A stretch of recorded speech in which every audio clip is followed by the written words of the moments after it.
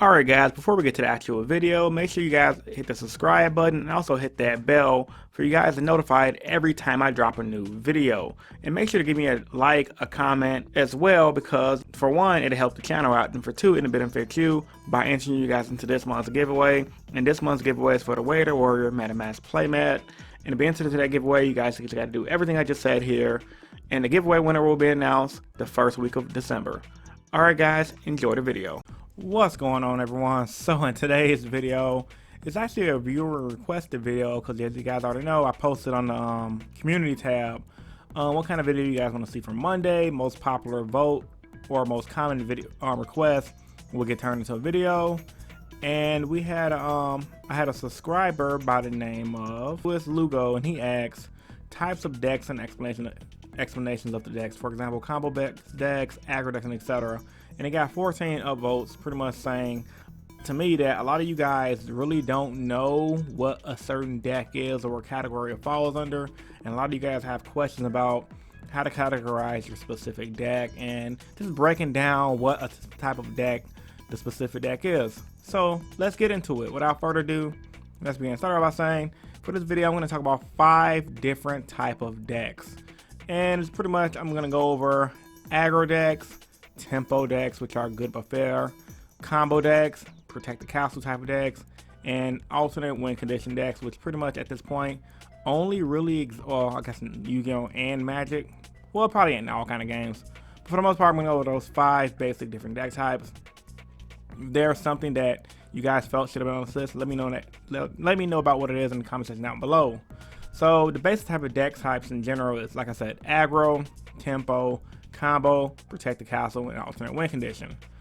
Aggro decks are pretty much decks that are typically the decks that goes really fast, spam out to the board, spit monsters to the board, and it's pretty much nut all over the field or lose in most cases. A great example of this would be Infernoids. It's a deck that you go mill, spam to the board. You usually supposed to win in 1 or 2 turns. I mean, not saying you cannot win outside of 1 or 2 turns, but 1 or 2 turns is optimum for winning. Same thing goes for Light Swarms, where you go with a bunch of Lila, your wolves, and etc. And if you don't do that, you're pretty much gonna lose. Or like I said, once again, you can go to D turn, because nowadays we have things like Cypher and Lord Omega and the zombie monsters that throw in Light Swarms to make it more of a combo orientated / aggro deck. I mean, aggro decks for the most part are just decks that typically just spit monsters to the field, and they want to win really fast, sometimes even overextending to get that win victory. So typically go for broke decks pretty much. Next up I have tempo decks. Now, tempo decks are decks that pretty much slow rolls the game back and forth and simplify the game state. What I mean by slow rolling and simplifying the game state, pretty much meaning in the original incarnation of Yu-Gi-Oh, and I guess how Duel Links are, if you guys notice, it's pretty much set one pass, set wrong pass, player interaction, kind of like playing chess, while current Yu-Gi-Oh is like playing checkers pretty much. It makes the game a little bit more fair pretty much, and tempo decks are pretty much fair decks. Great example of the tempo type of deck will be Paleozoic, Burning Abyss, and ABC.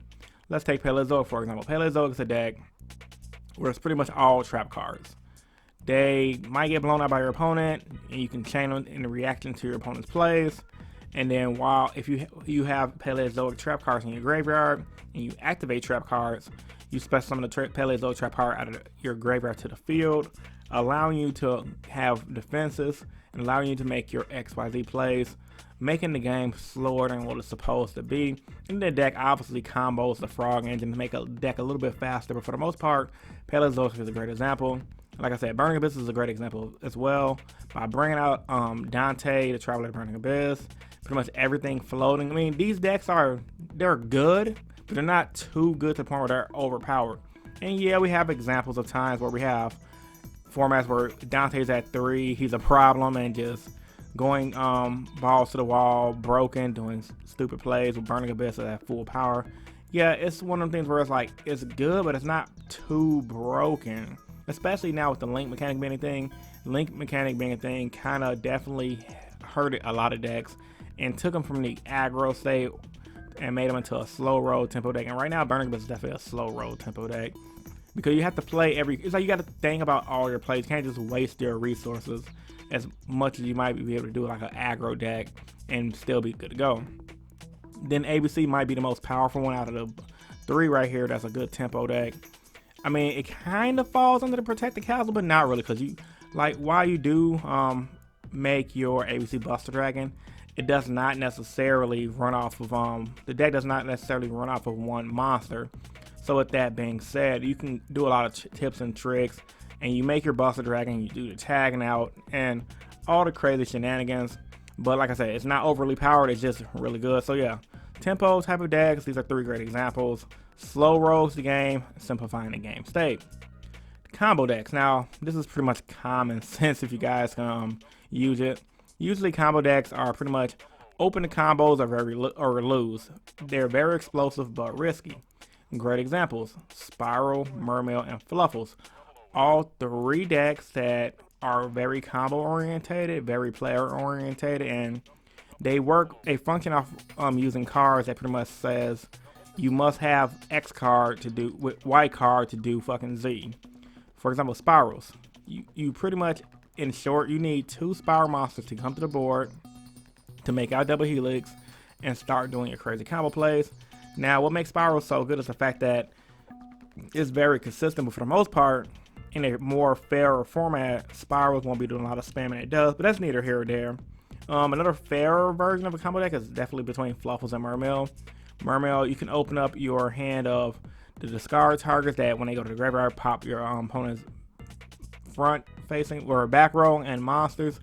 Bring out your Mermail Abyss Megalo and discarding and comboing off the pluses. And it's very detail orientated with combo decks because kind of like tempo decks, one mess up, it can lose you the game. Well, less likely with tempo decks because tempo decks can definitely function if you mess up here and there. But combo decks pretty much everything has to work as a conjunction or you're just going to lose. So like I said, very explosive when you have the right choice of cards, but it's risky. Right now we're in a format with that being Spirals where the combo deck is on top because it's very consistent. There's a lot of ways the card can get to the deck. And not to mention Spirals does a lot of searching, which adds to the consistency, which allows you to draw to your cards faster. Next up, I'm going to talk about Protecting the Castle. Now, kind of like combo decks, it's pretty much common sense. Protect the castle for you guys that are used to card game terms. Pretty much make boss monster or lose. Pretty straightforward, honestly. Great example of decks like this is Boojins, which is pretty much you made your Boojin Yamato. You had your hand traps. You could also bring out other Boojin cards that were slightly okay, but usually it was Yamato or bust. Same thing with Heroes. It's Dark Law or bust, and even Evil Sworn. It was Evil Sworn. Can't think of his name right now. The guy had picture up on the screen.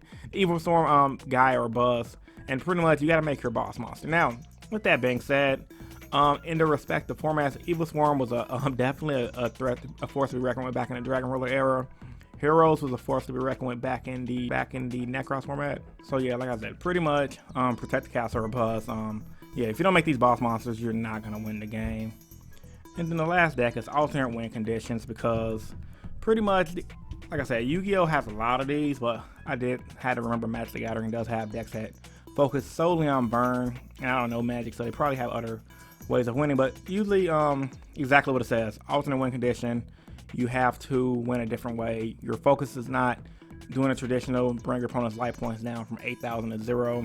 Great examples of this: Chain Burn, deck out decks like the Fiber Jar, Morphing Jar number 2 and number 1 deck that Paul Cooper piloted a few years back and got him a YCS, I think, top. Now, almost a win. And then Exodia decks, so just draw until you get the Exodia and you win, which is pretty kind of dirty. Players definitely hate to lose to these decks, but for the most part, they are what they are, and they exist in the game for a reason, just to give players variety, and as you guys already know, variety is the spice of life.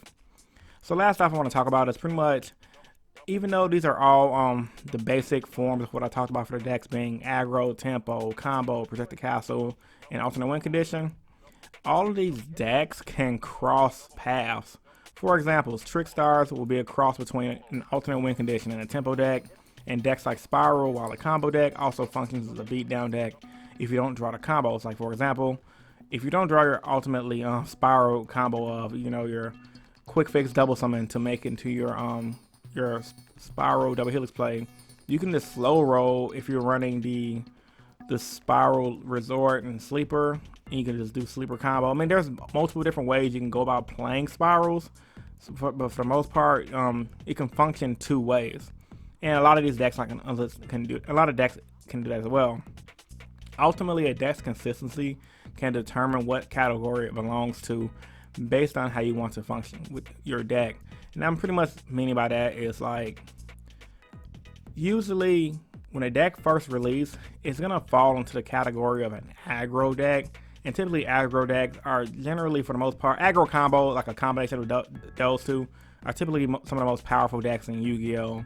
Hands down. I mean, Pepe is a good example of that as well. It's just another deck where it's like, you draw the right combo, you win, but the deck's consistency is really high, so you're gonna always draw the right combo. But once the deck got hit, it's less consistent, and you have to figure out a different way to make it. So yeah, like I said, deck consistency definitely determines what category it falls into, unless it's an obvious category like Protect the Castle or Ultimate Win Condition. Overall, if you guys need help building decks, I do have my deck building series on my channel that I discussed about it. I made about a year ago. It's a 4-part series that goes into detail on deck building. You guys should check it out in the iCard right here. And yeah, man, it definitely answers any questions you guys have when it comes to building decks, consistency, and etc. So, if you guys enjoyed this type of video, post your thoughts and opinion about it in the comment section down below. If there was something I missed out, like I said, if you guys felt like you should have been on this list that wasn't, also post that in the comment section down below. So with all that being said, man, this is Innovation Yu-Gi-Oh! And I'm signing out. See you guys in tomorrow's video. Deuces.